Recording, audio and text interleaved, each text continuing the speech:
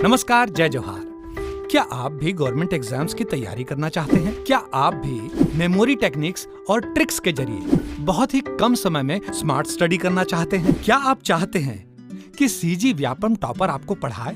तो डाउनलोड करिए Yogendra Sahu classes app. यहाँ 10 से अधिक गवर्नमेंट एग्जाम्स क्रैक करने वाले और सीजी व्यापम टॉप करने वाले योगेंद्र सर CGPSC और सीजी व्यापम के अंतर्गत होने वाले सभी एग्जाम्स की तैयारी कराएं। तो डाउनलोड करिए Yogendra Sahu classes app to be the best, learn from the best.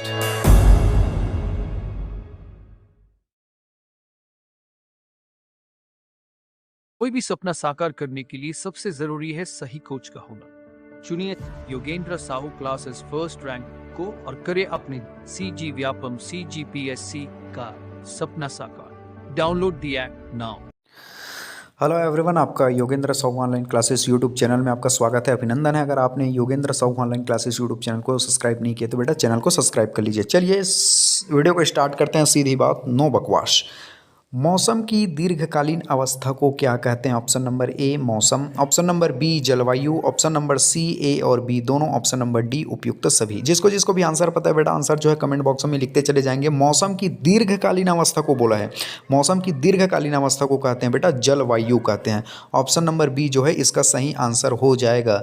ध्यान से समझिए, मौसम की दीर्घकालीन अवस्था, कोई भी मौसम अगर लंबे समय तक वहाँ उसी रूप में है, कोई भी मौसम जो है बहुत लंबे समय तक, चाहे 5 साल हो गया 10 साल तक उसी रूप में हो, उसे जलवायु कहते हैं। ठीक है, तो मौसम की दीर्घकालीन अवस्था को जलवायु कहते हैं। आई होप आपको जलवायु जो है याद हो गया होगा, ऐसा मैं आशा करता हूँ।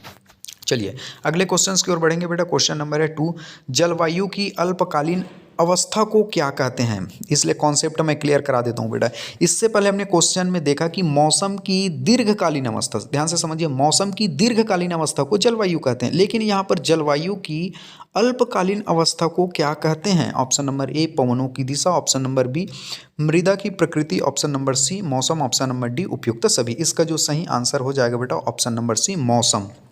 ठीक है, और मैं यहाँ पर आपको मौसम और जलवायु में क्लियर करा देता हूँ बेटा। देखो, कोई भी मौसम जो है लंबे समय तक रही, ध्यान से समझिए, लंबे समय तक जो रहा वो जलवायु है और जो कम समय तक रहा वो मौसम है। फिर से मैं समझा दूँ, अगर जो भी कोई भी मौसम जो है लंबे समय तक रहा, इसलिए बोलते हैं कि मौसम की दीर्घकालीन अवस्था को जलवायु कहते हैं। अगर जो कम समय तक रहा उसे मौसम कहते हैं। आई होप आपको जलवायु और मौसम में क्लियर पता चल गया होगा, ऐसा मैं आशा करता हूँ। अगला क्वेश्चन देखेंगे बेटा। क्वेश्चन नंबर 3 है, जलवायु को नियंत्रित करने वाले कारक हैं। बहुत ही इंपॉर्टेंट क्वेश्चन है बेटा। ऑप्शन नंबर ए अक्षांशीय स्थिति, ऑप्शन नंबर बी समुद्र से निकटता, ऑप्शन नंबर सी वर्षा की स्थिति, ऑप्शन नंबर डी उपयुक्त सभी। जिसको जिसको भी आंसर पता है बेटा आंसर जो है कमेंट बॉक्स में लिखते चले जाएंगे। बहुत ही इंपॉर्टेंट ये वीडियो होने वाला है, बहुत इंपॉर्टेंट ये सेशन है, बहुत इंपॉर्टेंट क्वेश्चन सेलेक्ट किए हुए हैं। ठीक है, चलिए इसका जो सही आंसर आ जाएगा बेटा ऑप्शन नंबर डी उपयुक्त सभी। क्योंकि जलवायु को याद रख लेना बेटा, अक्षांशीय स्थिति, समुद्र से निकटता और वर्षा की स्थिति, ये तीनों जो है प्रभावित करते हैं, नियंत्रित करने वाले कारक हैं बेटा। चलिए ठीक, चलिए अगला क्वेश्चन देखेंगे बेटा। क्वेश्चन नंबर है 4, that is the most important question. Bharat की जलवायु है उष्णकटिबंधीय, ऑप्शन नंबर बी तापमानी, ऑप्शन नंबर सी उपोष्ण जलवायु, ऑप्शन नंबर डी इनमें से कोई नहीं। आई होप कम से कम भारत की कम से कम आपको जलवायु पता होना ही चाहिए। जिसको जिसको भी आंसर पता है बेटा आंसर जो है कमेंट बॉक्स में लिखते चले जाएंगे। इसका जो सही आंसर हो जाएगा बेटा ऑप्शन नंबर ए उष्णकटिबंधीय। भारत की जो जलवायु है उष्णकटिबंधीय है। फिर से एक बार बोल देता हूँ, भारत की जो जलवायु है उष्णकटिबंधीय है। याद कर लो बेटा, बहुत इंपॉर्टेंट क्वेश्चन है। चलिए अगला क्वेश्चन देखेंगे बेटा। क्वेश्चन नंबर है 5, कोपेन ने भारत को कितने मुख्य जलवायु प्रदेशों में विभाजित किया है? ध्यान से समझिए, या कोपेन के अनुसार कह सकते हैं या फिर कोपेन ने भारत को कितने मुख्य जलवायु प्रदेशों में विभाजित किया है? Option number A 5, option number B 4, option number C 3, option number D उपयुक्त सभी। जिसका भी इसका जो आंसर पता है बेटा आप आंसर जो है कमेंट बॉक्स में लिख सकते हैं। और एक बात और, आपको कौन से टॉपिक पर वीडियो चाहिए, कौन सा आपको सिलेबस या चैप्टर को आपका डिमांड है बेटा, उसको कमेंट बॉक्स में लिख दीजिए। ठीक है, कौन से टॉपिक आपको टफ लगता है वो भी आप कमेंट बॉक्स में लिख दीजिए, हम उसके लिए वीडियो ला देंगे। चलिए इसका जो सही आंसर हो जाएगा बेटा ऑप्शन नंबर ए 5। तो कोपेन के अनुसार भारत को जो है मुख्य 5 जलवायु प्रदेशों में विभाजित किया है। आप ध्यान रखिए, कोपेन के अनुसार अगर पूछे तो 5 आएगा बेटा। ठीक है, चलिए अगले क्वेश्चंस की ओर बढ़ेंगे बेटा। क्वेश्चन नंबर अगला जो आ जाएगा ये 5 हो गया। अगला क्वेश्चन है क्वेश्चन नंबर 6। उष्णकटिबंधीय मानसूनी जलवायु में सामान्यतः वर्षा होती है। ऑप्शन नंबर ए 240। यहाँ पर मैं क्षमा चाहूँगा, ये सेंटीमीटर है सभी बेटा, सेंटीमीटर है, यहाँ पर मीटर लुक चुका है। मैं फिर से बता दूँ, सेंटीमीटर है ये सभी, आप सेंटीमीटर उसे समझिएगा, ये मीटर जो है मिसप्रिंट हो चुका है। चलिए, उष्णकटिबंधीय मानसूनी जलवायु में सामान्यतः वर्षा होती है 240 centimetre, option number B. 250 centimetre, option number C. 450 centimetre, option number D. 150 centimetre. Metre नहीं है बेटा, ये सेंटीमीटर है। मैं फिर से बता दूँ, मीटर नहीं है, सेंटीमीटर। इसका जो सही आंसर आ जाएगा बेटा ऑप्शन नंबर बी, 250 सेंटीमीटर। चलिए अगला क्वेश्चन देखेंगे बेटा। क्वेश्चन नंबर है 7। उष्णकटिबंधीय मानसूनी जलवायु वाले क्षेत्र हैं। ऑप्शन नंबर ए पश्चिमी घाट, option number B Meghalaya, option number C Andaman Nicobar, option number D उपयुक्त सभी। जिसको जिसको भी आंसर पता है बेटा, आंसर जो है कमेंट बॉक्स में लिखते चले जाएंगे। इसका जो सही आंसर आ जाएगा बेटा ऑप्शन नंबर डी उपयुक्त सभी। तो उष्णकटिबंधीय मानसून जलवायु वाले क्षेत्र है, पश्चिमी घाट भी है, मेघालय भी है, अंडमान निकोबार भी है। ठीक है बेटा, चलिए अगले क्वेश्चन की ओर बढ़ेंगे। नेक्स्ट क्वेश्चन है बेटा क्वेश्चन नंबर 8। कहाँ पर स्टेपी प्रकार की वनस्पति पाई जाती है? बहुत इंपॉर्टेंट क्वेश्चन है बेटा। ऑप्शन नंबर ए टुंड्रा जलवायु, ऑप्शन नंबर बी अर्ध शुष्की स्टेपी, ऑप्शन नंबर सी ध्रुवी तुल्य, ऑप्शन नंबर डी उपयुक्त सभी। कहाँ पर स्टेपी प्रकार की वनस्पतियाँ पाई जाती है? इसका जो सही आंसर हो जाएगा बेटा ऑप्शन नंबर बी अर्ध शुष्क स्टेपी। इसका सही आंसर जो हो जाएगा बेटा ऑप्शन नंबर बी अर्ध शुष्क स्टेपी, इसका जो है सही आंसर हो जाएगा। चलिए नेक्स्ट क्वेश्चन देखेंगे बेटा। क्वेश्चन नंबर है 9। कांटेदार एवं मरुस्थलीय वनस्पतियां पाई जाती है। बहुत इंपॉर्टेंट क्वेश्चन है बेटा। ऑप्शन नंबर ए शीत आर्द्र जलवायु, ऑप्शन नंबर बी उष्ण मरुस्थलीय, ऑप्शन नंबर सी ए और बी दोनों, ऑप्शन नंबर डी उपयुक्त सभी। ध्यान से समझिए कि क्वेश्चन क्या बोला गया है। कांटेदार एवं मरुस्थलीय वनस्पतियां पाई जाती है। इसका जो सही आंसर हो जाएगा बेटा ऑप्शन नंबर बी उष्ण मरुस्थलीय। कांटेदार एवं मरुस्थलीय वनस्पतियां पाई जाती है, ऑप्शन नंबर बी उष्ण मरुस्थलीय, इसका जो है सही आंसर हो जाएगा। चलिए नेक्स्ट क्वेश्चन देखेंगे बेटा। क्वेश्चन नंबर है 10, that is the most important question. निम्न में से तापमान साल भर 10 डिग्री सेल्सियस से कम रहता है। ऑप्शन नंबर ए टुंड्रा तुल्य जलवायु, ऑप्शन नंबर बी ध्रुवीय जलवायु, ऑप्शन नंबर सी अर्ध शुष्क स्टेपी, ऑप्शन नंबर डी उपयुक्त सभी। जिसको जिसको भी आंसर पता है बेटा, आंसर जो है कमेंट बॉक्स में लिखते चले जाएंगे। ठीक है, चलिए इसका जो सही आंसर आ जाएगा बेटा ऑप्शन नंबर ए टुंड्रा तुल्य जलवायु। तो ठीक है, इसमें साल भर जो है 10 डिग्री सेल्सियस से जो टेम्परेचर कम रहता है टुंड्रा तुल्य जलवायु में। याद रखना, बहुत इंपॉर्टेंट क्वेश्चन है, बहुत बार इसे गवर्नमेंट एग्जाम में पूछा भी जा चुका है बेटा। ठीक है, चलिए अगला क्वेश्चन की ओर बढ़ेंगे बेटा। क्वेश्चन नंबर है 11। कहाँ पर साल भर तापमान 0 डिग्री सेल्सियस से कम रहता है? इससे जस्ट हमने क्वेश्चन में देखा बेटा कि 10 डिग्री सेल्सियस से कम रहता है उस जगह को। अब इस क्वेश्चन में हम देखेंगे 0 डिग्री सेल्सियस से कम रहता है। ऑप्शन नंबर ए शुष्क ग्रीष्म ऋतु, ऑप्शन नंबर बी टुंड्रा जलवायु, ऑप्शन नंबर सी ध्रुवीय तुल्य जलवायु, ऑप्शन नंबर डी उपयुक्त सभी। जिसको जिसको भी आंसर पता है बेटा, आंसर जो है कमेंट बॉक्स में लिखेंगे। देखिए, इससे पहले हमने ये देखा कि 10 डिग्री सेल्सियस से जो कम टेम्परेचर रहता है वो टुंड्रा तुल्य जलवायु है, लेकिन 0 डिग्री सेल्सियस से कम रहता है वो, इसका सही आंसर आ जाएगा बेटा ऑप्शन नंबर सी ध्रुवीय तुल्य जलवायु। ठीक है, ऑप्शन को आप कट करना सीखिए बेटा। जैसे शुष्क ग्रीष्म ऋतु ये तो आएगा नहीं, क्योंकि ग्रीष्म ऋतु में बेटा जो है ऑप्शन नंबर जैसे कट करना सीखें आप, ये तो बिल्कुल नहीं होगा। टुंड्रा में तो 10 डिग्री सेल्सियस से कम रहता है, तो इसका जो सही आंसर आ जाएगा बेटा ऑप्शन नंबर सी। ऐसे जो है ऑप्शन को आप एनालिसिस कीजिए, काटिए, फिर सही टिक कीजिए, ये बेस्ट ऑप्शन है। चलिए अगले क्वेश्चन की ओर बढ़ेंगे। क्वेश्चन नंबर है 12। मानसूनी जलवायु की विशेषता एक विशिष्ट मौसमी प्रतिरूप होता है। मानसूनी जलवायु की विशेषता एक विशिष्ट मौसमी प्रतिरूप होता है।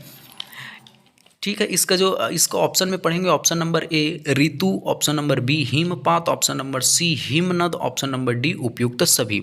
इसका जो सही आंसर हो जाएगा बेटा ऋतु। ठीक है, तो मानसूनी जलवायु की विशेषता एवं मौसमी प्रतिरूप है, उसे क्या कहते हैं? ऋतु कहते हैं बेटा, ऋतु कहते हैं, ध्यान से रखिए। इसका जो सही आंसर ऑप्शन नंबर ए। चलिए अगला क्वेश्चन देखेंगे बेटा। क्वेश्चन नंबर है 13। मौसम वैज्ञानिकों द्वारा मानसून के आधार पर ऋतुओं को कितने समूह में बांटा गया है? मौसम वैज्ञानिकों के द्वारा बोला गया है बेटा, ध्यान से समझिए, है नहीं। Option number A 4, option number B 5, option number C 7, option number D 10।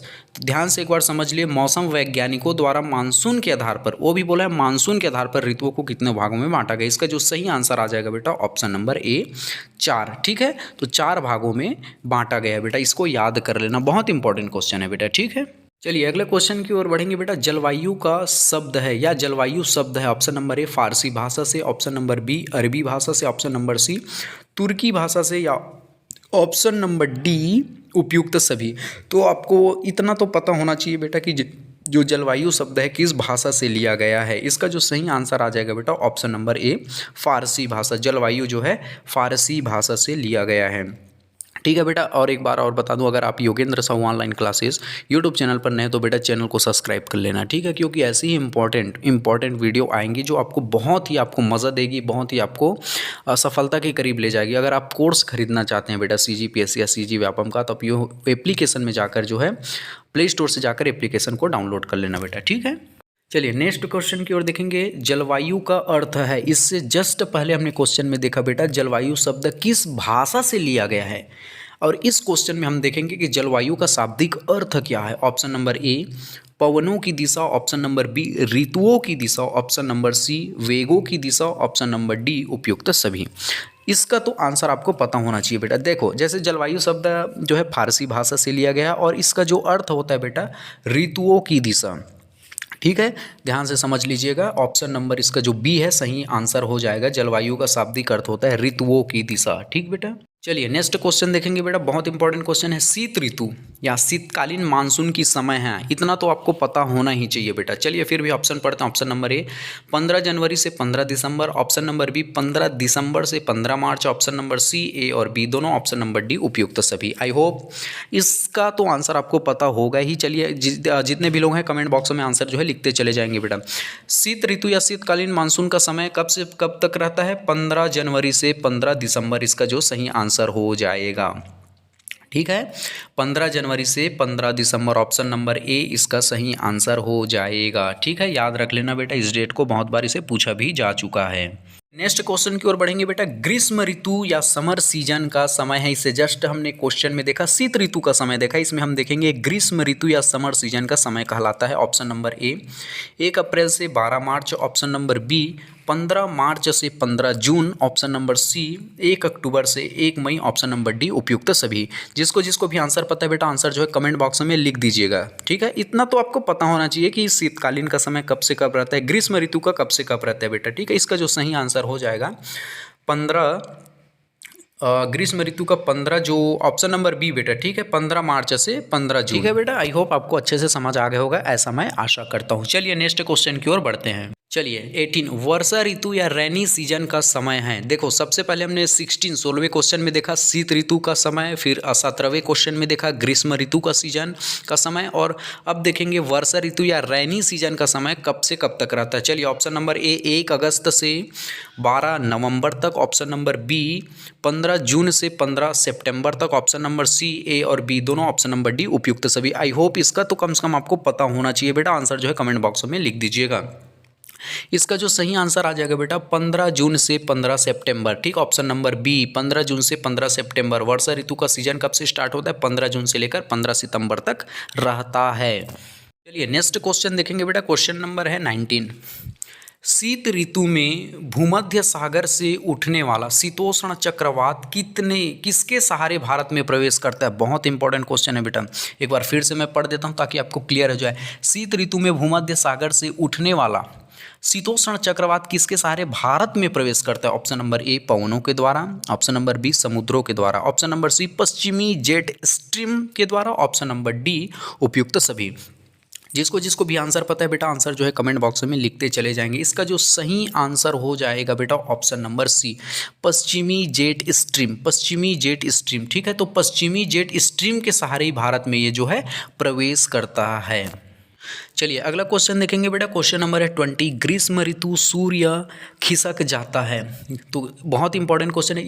ये कहा कि जैसे ग्रीष्म ऋतु लगता है बेटा, सूर्य जो है किस दिशा की तरफ खसक जाता है। बहुत इंपॉर्टेंट क्वेश्चन है। क्वेश्चन को फिर से समझ लिए। ग्रीष्म ऋतु जैसे लगेगा बेटा, अभी तो ठंड का चल रहा है, जैसे आप समझिए कि ग्रीष्म ऋतु जैसे लगेगा सूर्य किस तरफ खिसक जाता है। ऑप्शन नंबर ए दक्षिणायन, ऑप्शन नंबर बी उत्तरायण, ऑप्शन नंबर सी पूर्वी, ऑप्शन नंबर डी उपयुक्त सभी। ठीक है, इसका जो सही आंसर आ जाएगा बेटा ऑप्शन नंबर बी उत्तरायण। ग्रीष्म ऋतु में जो सूर्य जो है उत्तरायण हो जाता है। ध्यान से समझिए, उत्तर दिशा की ओर खिसक जाता है। ठीक है, बहुत इंपॉर्टेंट क्वेश्चन है विषय बेटा, इसे याद कर लीजिएगा। चलिए अगले क्वेश्चन की ओर बढ़ेंगे बेटा। 21 क्वेश्चन है, ध्यान से। क्वेश्चन नंबर 21 है मार्च से जून में सूर्य के उत्तरायण होने से भारत में तापमान होती है। ध्यान से आप समझिए, जैसे देखो मार्च से जून में सूर्य जो है उत्तर दिशा की ओर जाता है बेटा, तो भारत में तापमान का क्या प्रभाव रहता है। कहने का मतलब ये चीज़ है कि आप ऑप्शन से समझिए, तापमान में वृद्धि होता है, ऑप्शन नंबर बी तापमान में गिरावट आता है, ऑप्शन नंबर सी ए और बी दोनों, ऑप्शन नंबर डी इनमें से कोई नहीं। तो इसका जो सही आंसर है, ध्यान से समझ लीजिए बेटा, जब मार्च से जून में सूर्य जो उत्तर दिशा है नहीं उत्तरायण होने से भारत में जो है तापमान में वृद्धि होती है बेटा। याद रख लीजिए इस बात को। ऑप्शन नंबर ए इसका सही आंसर हो जाएगा। तापमान में जब सूर्य जो है उत्तरायण होता है, हमेशा ध्यान रखिए, सूर्य जब उत्तरायण होता है, उत्तर दिशा की ओर खिसकता है, तो तापमान में वृद्धि होती है बेटा। ठीक है, बहुत इंपॉर्टेंट क्वेश्चन है। इस वीडियो में जितने भी वीडियो क्वेश्चन करा रहा हूँ बहुत इंपॉर्टेंट क्वेश्चन है बेटा, यूपीएससी लेवल के क्वेश्चन है। ठीक है, चलिए अगले क्वेश्चन की ओर बढ़ेंगे। क्वेश्चन नंबर है 22। गर्मी के दिनों में तेज एवं गर्म शुष्क हवाएं को कहते हैं। आई होप इसका तो आंसर आपको पता होगा ही, बचपन से या 6 क्लास से पढ़ते चले आ रहे हैं। और मैं यही तो बोलता हूं कि यूपीएससी का हो चाहे गवर्नमेंट एग्जाम, आप 6 क्लास से लेकर 12th तक जो भी जितने भी पढ़े हैं उसी का समावेश रहता है। ठीक है, बहुत उसी को डीपली पूछ दिया जाता है और इसी को आप पढ़ के निकल भी चुके हैं। आपको मैं आपकी जानकारी के लिए बता दूँ, इन्हीं सभी चीज़ों को आप पढ़ के निकल भी चुके हैं, लेकिन आज भी बोलते हैं कि टफ है। आपने उस टाइम में नहीं पढ़ा, इसका नतीजा है कि आज आपको टफ लग रहा है। चलिए इसका जो सही आंसर आ जाएगा बेटा ऑप्शन नंबर डी लू। ठीक है, गर्मी के दिनों में तेज एवं गर्म शुष्क हवाएं को क्या कहते हैं, लू कहते हैं। ऑप्शन नंबर डी इसका सही आंसर हो जाएगा। चलिए नेक्स्ट क्वेश्चन देखेंगे बेटा। क्वेश्चन नंबर है 23। गर्मी के दिनों में राजस्थान के जैसलमेर, बीकानेर जिलों में तापमान हो जाता है। बहुत इंपॉर्टेंट क्वेश्चन है बेटा। ठीक है, गर्मी के दिनों में स्वाभाविक बात है कि राजस्थान सबसे गर्म राज्यों में से एक है। ठीक है, उसमें राजस्थान के जिला पूछा है, जैसलमेर और बीकानेर जिले में तापमान कितने डिग्री सेल्सियस पहुँच जाता है गर्मी के दिनों में वो भी। चलिए option number A 18 degree Celsius, option number B 30 degree Celsius, option number C 50 degree Celsius, option number D इनमें से कोई नहीं। जिसको भी आंसर पता है बेटा, आंसर जो है कमेंट बॉक्स में लिख देंगे। चलिए इसका जो सही आंसर आ जाएगा option number C 50 degree Celsius. गर्मी के दिनों में याद रखना, राजस्थान जैसलमेर बीकानेर क्षेत्रों में 50 डिग्री सेल्सियस पहुंच जाता है। आपके स्टेट में, आपके जिले में कितनी डिग्री सेल्सियस पहुंच जाता है गर्मी के दिनों में, यो भी कमेंट करके हमें बता दीजिएगा। ठीक है, और हमेशा याद रखना 0 डिग्री सेल्सियस में बर्फ़ जम जाता है, 100 डिग्री सेल्सियस में पानी उबलने लगता है। इतना आप ध्यान रख लीजिए। चलिए अगले क्वेश्चन की ओर बढ़ेंगे। क्वेश्चन नंबर है 24। ग्रीष्म ऋतु में स्थलीय शुष्क एवं गर्म पवन जब समुद्री पवनों से मिलती है तो वो उन जगहों पर प्रचंड तूफान की उत्पत्ति होती है जिसे कहते हैं। मैं समझ गया हूँ कि आपको तो समझ बिल्कुल नहीं आया होगा एक बार में। बहुत ऐसे स्टेटमेंट वाले क्वेश्चन पूछे जाते हैं बेटा जो एक बार के पढ़ने में तो कभी समझ ही नहीं आते। चलिए एक बार ध्यान से फिर से पढ़िए मेरे साथ। ग्रीष्म ऋतु में स्थलीय शुष्क एवं गर्म पवन जब समुद्री पवनों से मिलती है तो वो उन जगहों पर प्रचंड तूफान की उत्पत्ति होती है जिसे कहते हैं ऑप्शन नंबर ए जलवायु, ऑप्शन नंबर बी मौसमी चक्रवात, ऑप्शन नंबर सी मानसून पूर्व चक्रवात, ऑप्शन नंबर डी इनमें से कोई नहीं। इसका सही आंसर हो जाएगा बेटा ऑप्शन नंबर सी मानसून पूर्व चक्रवात। चलिए अगले क्वेश्चन की ओर बढ़ेंगे बेटा। क्वेश्चन नंबर है 25। संपूर्ण पूर्वी भारत में बहने वाली चक्रवाती पवनें किसकी खेती के लिए लाभप्रद है। बहुत ही इंपॉर्टेंट क्वेश्चन है। ठीक है, इस वीडियो में मैं जितने भी क्वेश्चन कराऊंगा that is the most important question, आपको जानकारी के लिए बता दूं। चलिए ऑप्शन पढ़ेंगे। ऑप्शन नंबर ए चाय, option number B jute, option number C चावल, ऑप्शन नंबर डी उपयुक्त सभी। इसका जो सही आंसर हो जाएगा बेटा ऑप्शन नंबर डी। ठीक है, उपयुक्त सभी। तो ध्यान से आप समझ लीजिए, मैं समझा रहा हूँ आपको।